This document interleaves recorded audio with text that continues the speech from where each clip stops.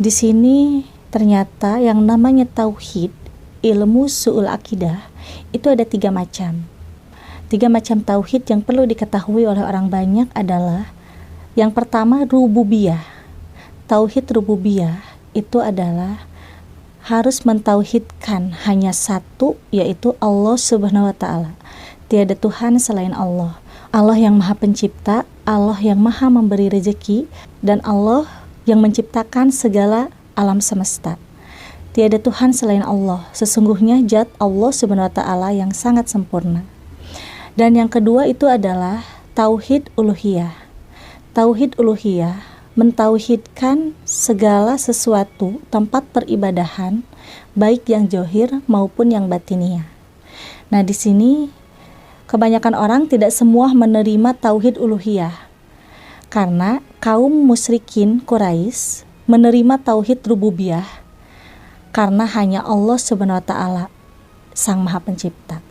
Nah, kenapa uluhiyah sebagian tidak menerima? Karena di situ uluhiyah mentauhidkan tempat peribadahan seperti masjid. Contohnya kalau misalkan di non-muslim itu gereja. Jadi tempat peribadahan bahwa itu adalah, contohnya kalau masjid itu adalah rumah Allah. Nah, musyrikin Quraisy itu tidak terima. Assalamualaikum warahmatullahi wabarakatuh. Saya dengan Anggra Putri Tania. Jangan lupa like, share, and subscribe channel Lentera Jawi. Terima kasih.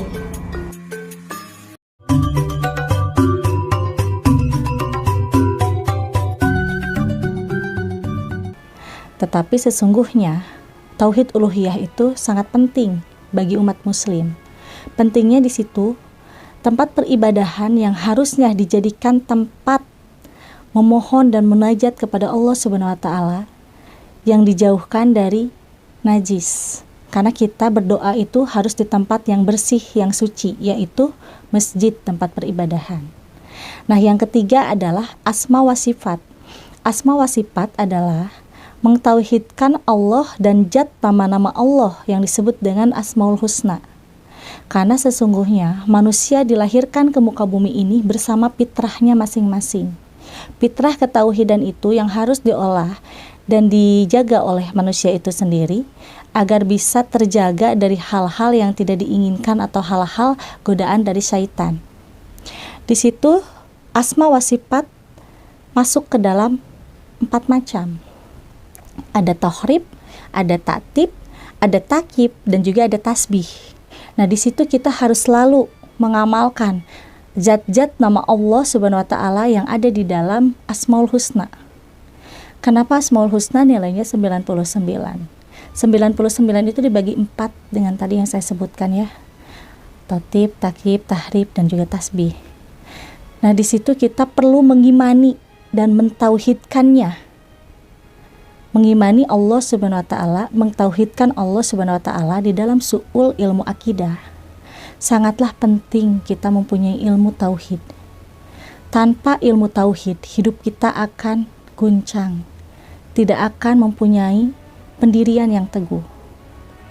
Bagaimana sih agar kita bisa bertauhid? Yaitu kita harus bisa meyakinkan salah satu amalan yang bisa mendapatkan padilah ke dalam diri kita yang mengamalkannya. Jikalau seseorang yang mempunyai banyak dosa dengan melakukan taubat nasuha dan tidak pernah memikirkan hal-hal yang lain, hanya kepada Allah dia bertaubat atas nama dirinya dan dengan izin Allah dia pun juga ikhlas dengan niat yang penuh. Di situ di saat orang tersebut mengamalkan salah satu wirid atau yang dikatakan kalimat thayyibah ya, istighfar astagfirullahaladzim, itu akan merasakan fadilah yang sangat luar biasa. Kita nggak usah jauh-jauh untuk meyakinkan tauhid kita kepada Allah. Cukup dengan kita mengamalkan satu amalan saja dulu sampai terasa fadilahnya.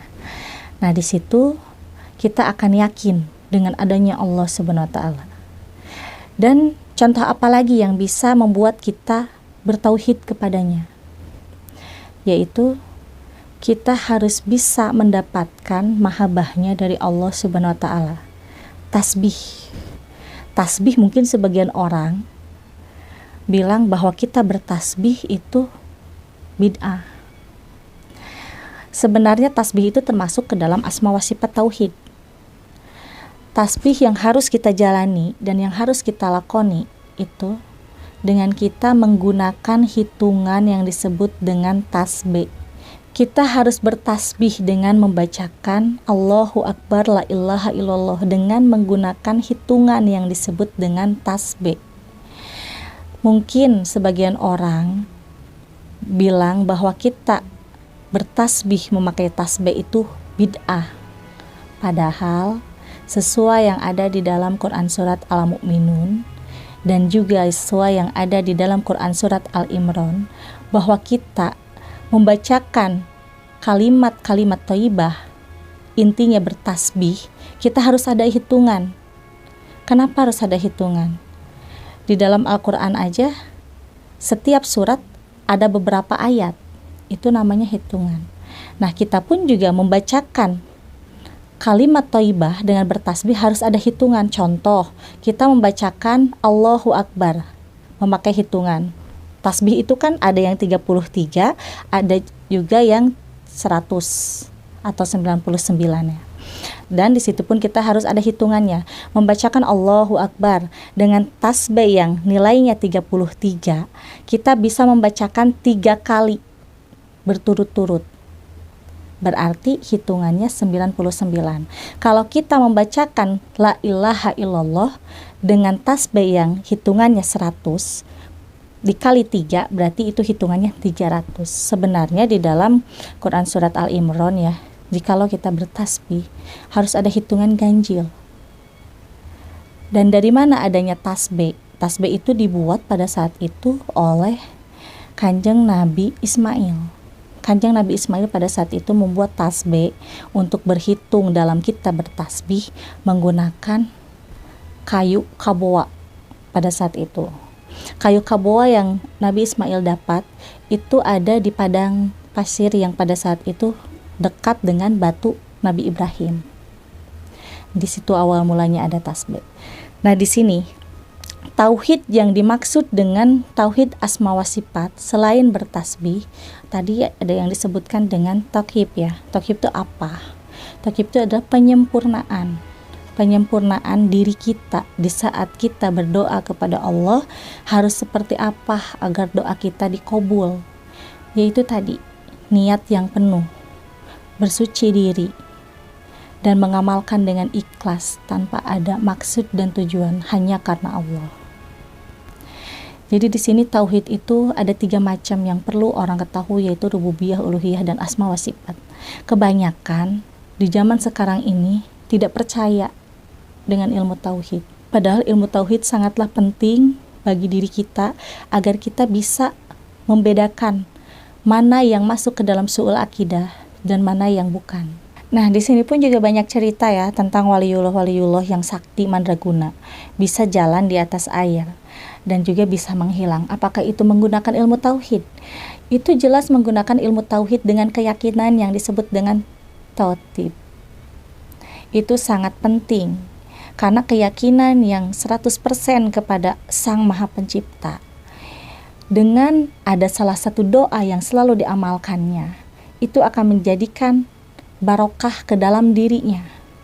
Dan wali tersebut pun juga diriksa dirinya oleh Allah Subhanahu wa Ta'ala dengan keyakinan yang penuh, dengan ilmu tauhid yang penuh. Akhirnya, jikalau darurat, bisa menggunakan keilmuannya itu untuk meyakinkan orang-orang kafir, untuk meyakinkan orang-orang Quraisy yang memang tidak percaya dengan adanya tauhid. Di saat darurat ingin mengislamkan yang non-muslim, ingin mengislamkan pemimpin yang zalim. Akhirnya wali tersebut itu memperlihatkan ilmunya dengan bertauhid kepada Allah, akhirnya bisa menghilang, bisa muncul kembali, dan bisa juga jalan di atas air. Sebenarnya untuk ilmu tauhid itu penting juga untuk diyakinkan kepada orang-orang yang tidak mempunyai keyakinan kepada Allah. Contohnya, jika ada orang yang tidak punya keyakinan, alangkah lebih baiknya kita yakinkan dengan ilmu tauhid agar orang tersebut menyadari kesalahan dirinya dan menyadari dengan adanya Allah Subhanahu wa Ta'ala. Karena sekarang banyak sekali orang-orang yang berhusnuzon kepada Allah. Kenapa bisa berhusnuzon? Karena dengan dia melaksanakan sholat, dengan dia melaksanakan wirid-wirid, tetapi tidak mendapatkan hasil yang maksimal sesuai dengan keinginannya, akhirnya berhusnuzonlah kepada Allah. Nah, itu salah. Nah, di situ orang tersebut perlu untuk belajar tentang ilmu akidah dan tauhid yang tinggi. Nah, perlu juga untuk mendatangi orang yang mempunyai tauhid yang tinggi kepada Allah. Kita meyakinkan orang yang tidak mempunyai keyakinan itu cukup dengan memperlihatkan ilmu Allah tentang yang batiniah. Mungkin kalau yang zahiriyah itu ibarat kita usaha ya. Misalkan kita memperlihatkan bahwa usaha kita maju tanpa adanya hal-hal klinik atau hal-hal ilmu hitam. Tapi kalau untuk secara zahiriyah mungkin sulit untuk bisa menerima si orang yang tidak mempunyai keyakinan itu. Tetapi kalau kita memperlihatkan ilmu Allah dengan ilmu batiniah yang bisa zahir, yang bisa dimanfaatkan, contohnya tidak ada air sama sekali, tiba-tiba diperlihatkanlah ke orang itu di tanah yang tandus, tiba-tiba dengan membacakan kalimat thayyibah, si orang yang mempunyai ilmu tauhid itu muncullah atas izin Allah air di dalam tanah yang tandus, meluncur ke atas.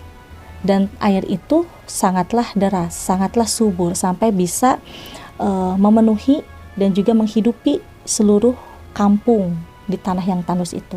Nah, disitulah orang yang tidak mempunyai keyakinan akan yakin dengan adanya Allah Subhanahu Wa Taala. Insya Allah kalau untuk Ushul Aqidah sudah saya pelajari ya, karena saya hidup diberikan susah itu sungguhlah lama. Di saat saya mempelajari ilmu tauhid, alhamdulillah sebelum ke orang lain, ke keluarga sendiri untuk meyakinkan ilmu tauhid ini. Sampai akhirnya ada di salah satu keluarga yang pada saat itu tidak mau untuk melaksanakan kewajiban sholat 5 waktu. Setelah saya meyakinkan bahwa adanya ilmu Allah, alhamdulillah dengan tauhid yang tinggi, si orang tersebut bisa melaksanakan kewajiban yang 5 waktu sampai sekarang, sampai tidak mau tertinggal. Dan seperti sudah menjadi kebiasaan. Alhamdulillah, karena kita di situ harus bisa meyakinkan kepada orang yang tidak punya keyakinan, agar orang tersebut bisa lebih mengenal dan lebih mendekatkan diri kepada Allah dengan kita memperlihatkan ilmu tauhid, ilmu batiniah yang bisa wujud atau zahir. Cara mendapatkan ilmu tauhid itu sebenarnya mudah ya, karena Islam itu tidak mempersulit. Di dalam keterangan Quran surat Al-Sad, bahwa di situ para nabi dan para wali juga golongan orang-orang solihin mengamalkan ilmu tauhid itu dengan mengosongkan hati dan pikiran, dengan mengosongkan perut yaitu berpuasa, dan juga cukup membacakan kalimat-kalimat thayyibah yang disebut dengan bertasbih yang tadi saya sebut ya. Jadi asma wa sifat yang ada di dalam Asmaul Husna itu ada kan arti-artinya dan terjemahannya. Kita bacakan mana yang cocok dengan apa yang kita inginkan. Contohnya di dalam Asma wa Sifat Asmaul Husna, kalau misalkan kita nih ingin meyakinkan dan belajar ilmu tauhid tentang perihal kerezekian, berarti di dalam Asma wa Sifat itu kita bisa membacakan Ya Wahhab, Ya Rojak, Ya Goniyu. Nah, kalau misalkan kita ingin apapun yang kita inginkan, berarti tinggal dibaca saja terjemah-terjemah yang ada di dalam Asma wa Sifat itu, yaitu Asmaul Husna. Insya Allah kalau dengan kita mengosongkan hati dan pikiran, mengosongkan perut dengan niat yang penuh, akan tercapai dan akan bisa meyakinkan sendiri tentang ilmu yang batiniah bisa menjadi zahir. Nah, itu salah satu untuk cara kita mendapatkan ilmu tauhid. Yang kedua, kita harus bisa bertasbih sampai memenuhi hal spiritual yang tinggi. Hal spiritual yang tinggi itu seperti apa? Dengan keyakinan kita kepada Allah Subhanahu wa Ta'ala yang tidak mungkin bisa jadi mungkin. Dengan cara apa? Jelas, dengan keyakinan yang penuh kepada Allah, dengan kita berbaik sangka kepada Allah, dengan kita memohon mahabbahnya dari Allah yang tidak mungkin bisa jadi mungkin. Contohnya, kita berada di dalam suatu tempat.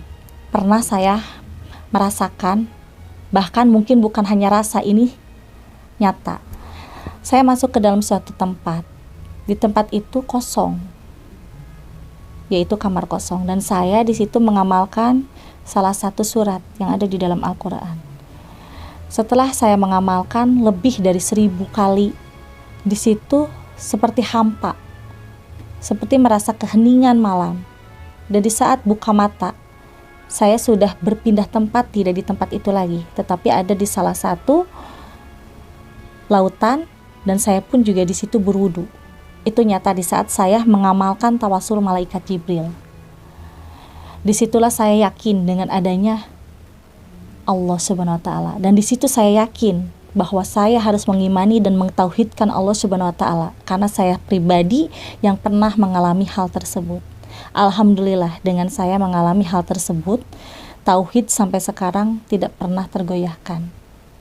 Ternyata ilmu tauhid itu sungguh luar biasa, karena saya mempelajari ilmu tauhid sampai bisa mengajak seseorang dalam jangka waktu 5 menit dan paling lama 15 menit dari suatu tempat ke tempat yang lain. Saksi hidup masih ada sampai sekarang, yaitu bibi yang kerja di rumah ya, pada saat itu, pada tahun 2015, pada saat badaduha, saya meminta bibi untuk berwudu, dan bibi itu akhirnya berwudu, memakai mukena, dan saya bilang, ikut doa yuk, kita sama-sama berdoa. Masuk ke dalam kamar, dan setelah itu saya menyuruh bibi untuk membacakan surat Al-Ikhlas ya 3 kali. Bibi menuruti saya. Setelah itu saya pegang tangannya bibi, dan tiba-tiba 5 menit saya dan bibi ada di suatu tempat, yaitu di Mekah. Sungguh sangat tidak masuk di akal. Bibi pun juga sampai kaget. Di saat sampai di Mekah, dalam jangka waktu 5 menit, berangkat dari kamar langsung nyampe ke Mekah. Di situ bibi pun juga ada yang memberi kerudung kasmir dan 1 jerigen air jam-jam. Kalau misalkan itu hanya dibawa sukmanya saja, gak mungkin terbawa kerudung kasmir itu dan juga air jam-jam. Tetapi dengan izin Allah, saya dan bibi itu dengan jasadnya bisa pindah dari satu tempat ke tempat yang lainnya, asalkan bibi pegang tangan saya. Dan sampai saat ini pun juga di saat di sana nyampai, akhirnya singkat cerita kita pulang lagi. Berarti kurang lebih dihitung dari berangkat dan pulang lagi itu 15 menit. Bibi sampai kaget. Dan akhirnya sampai sakit selama 3 hari karena tidak masuk di akal. Masuk ke dalam kamar, tiba-tiba ada di suatu tempat, yaitu di Mekah, dan ada yang memberi kerudung kasmir juga air jam-jam, itu terbawa. Sampai sekarang kerudung kasmirnya dijadikan kenang-kenangan, masih ada. Pada saat itu air jam-jamnya langsung dibagi-bagi kepada orang-orang yang di rumah untuk diminum. Itu yang kedua. Yang ketiga, saya pun juga pernah mengalami hal-hal yang nyata. Saya ingin meyakinkan kepada suami saya agar suami saya itu bisa lebih bertauhid. Saya minta di saat badaduha, itu di tahun 2016 awal. Saya minta, saya akan masuk ke dalam kamar. Dan di kamar itu tidak ada jendela, tidak ada apapun, hanya ada kasur saja. Dan juga lemari kecil. Saya masuk, dalam jangka 2 menit, buka pintu kamar. Apakah saya ada di situ atau tidak ada. Ternyata begitu saya masuk, 2 menit kemudian suami saya membuka kamar, melihat saya tidak ada di tempat. Bahkan suami saya sampai ngebuka-buka lemari yang kecil itu. Saya tidak ada, takutnya saya bersembunyi. Ternyata saya tidak ada di situ. Atas izin Allah, dikabul doa saya, ingin meyakinkan ilmu tauhid. Dan akhirnya 3 menit kemudian, di saat suami saya membuka lagi pintu, saya sudah ada. Selama saya tidak ada itu, saya dibawa oleh cahaya putih yang memang masuk ke dalam alam lain. Dan di situ saya melihat zat-zat Allah Subhanahu wa Ta'ala yang memang sungguh luar biasa. Maka dari itu, setelah saya mempelajari ilmu tauhid, alhamdulillah ya, sebelum ke orang lain, saya yakinkan dulu kepada keluarga, kepada orang tua, kepada suami, dan juga kepada orang lain, bibi yang tinggal atau yang kerja di tempat saya. Nah, saya melihat zat Allah itu bukan berarti saya melihat Allah ya. Tidak ada satu orang pun yang bisa melihat Allah. Saya itu melihat zat Allah itu melihat keistimewaan yang memang Allah ciptakan, yang disebut dengan hal-hal gaib. Jadi saya itu masuk ke dalam suatu tempat dan diperlihatkanlah zat-zat Allah yang indah, yaitu seperti taman yang banyak bunga-bunga, dan juga salah satu awan yang putih, dan di situ ada suatu bangunan yang sangat indah. Nah, alhamdulillah di saat saya sudah mempelajari ilmu tauhid, disitulah saya sangat sekali yakin kepada Allah Subhanahu wa Ta'ala bahwa Allah lah yang maha menolong. Karena kalau kita berlindung kepada manusia, sepenuhnya kita berlindung itu salah. Mungkin kalau kita hanya sharing itu nggak jadi masalah, tetapi kalau kita berlindung kepada manusia itu salah. Cukuplah kita berlindung kepada Allah Subhanahu wa Ta'ala. Karena kalau manusia bisa mencelakai kita, tapi kalau Allah itu akan menyelamatkan diri kita jikalau kitanya beriman dan mukmin. Jadi pada saat awal mula ya, saya mempelajari ilmu tauhid itu, saya meyakinkannya dengan mengamalkan salah satu surat dan juga kalimat thayyibah sampai padilahnya terasa. Jadi saya itu tidak pernah membacakan banyak-banyak surat atau banyak-banyak doa. Karena kalau kita membacakan banyak doa, itu yang ada bentrokan, berbenturan. Jadi kita tuh harus bisa meyakini dan juga merasakan padilahnya dari satu doa saja dulu. Contoh, pada saat itu saya mengamalkan tawasul malaikat Jibril ya. Pada saat saya mengamalkan tawasul malaikat Jibril dan membacakan surat Al-Ikhlas, saya masuk ke dalam suatu kamar yang tadi saya sebutkan. Akhirnya tiba-tiba saya kok ada di lautan. Di atas lautan itu saya sampai berwudu di sana. Dan ketika saya kembali lagi ke kamar tersebut, sudah basah semua. Nah, itu dari surat Al-Ikhlas, alhamdulillah memberikan saya rezeki yang manfaat untuk hidup saya, keluarga, dan juga orang-orang yang membutuhkan. Awal mula saya membacakan surat Al-Ikhlas. Yang kedua, saya mempelajari ilmu tauhid yang pada saat itu saya mengamalkan surat Al-Maidah. Pada saat saya mengamalkan surat Al-Maidah, alhamdulillah terasa juga padilahnya. Di situ saya meyakini bahwa ilmu tauhid ini sangat luar biasa, karena di saat saya mengamalkan surat Al-Maidah, di situ apa yang saya inginkan Allah qabul, yaitu rezeki. Dan yang ketiga, saya mengamalkan surat Al-Fatihah. Yang ketiga itu agak lama ya prosesnya, karena saya mengamalkan surat Al-Fatihah dibarengi dengan puasa Daud. Nah, disitulah setelah tercapai, setelah selesai saya mengamalkan itu, di situ saya mencapai ilmu tauhid tingkat tinggi, karena saya bisa membawa orang dari satu tempat ke tempat yang lain atas izin Allah.